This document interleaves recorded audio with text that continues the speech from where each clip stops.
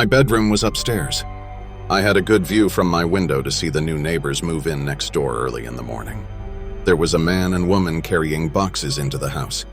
They must have been a couple. My eyes traveled to the neighbor's vacant upstairs bedroom window, which was directly across from mine. It was open, and inside was a girl who looked about my age.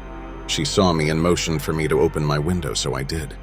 She leaned out the window, curved her hand around her mouth, and whispered to me, "Nice to meet you, I'm Sarah." I laughed. "Nice to meet you, Sarah, I'm Sam." She smiled. "Keep your window open," she said, and moved out of sight. I was confused. "Keep my window open?" She returned with something in her hand, then tossed it over to me. It was a paper airplane. It slowly and gently made its way through my window onto my floor behind me. I walked over and picked it up. On top was written "Open." I opened it and there was a message. "Hey Sam, I'll come over tonight and introduce myself."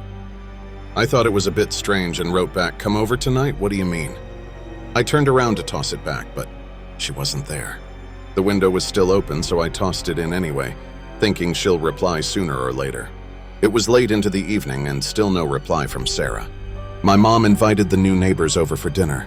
I figured this is what Sarah meant by coming over tonight.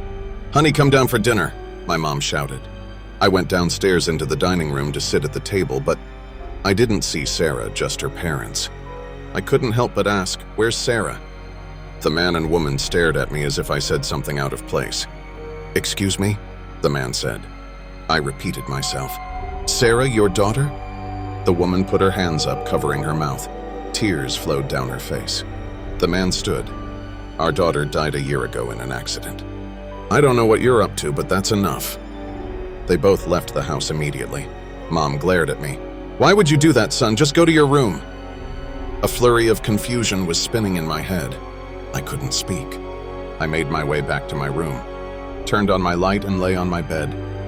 Then a paper airplane flew through my window, elegantly landing on my floor. I picked it up and looked out my window. Sarah was standing in the darkness of her room. My heart was pounding. She moved closer until the moonlight hid her face, her eyes dark and skin gray. I looked down to read the message. "Behind you." My lights flickered off. The floorboards behind me squeaked. A dark whisper into my ear. "Sam."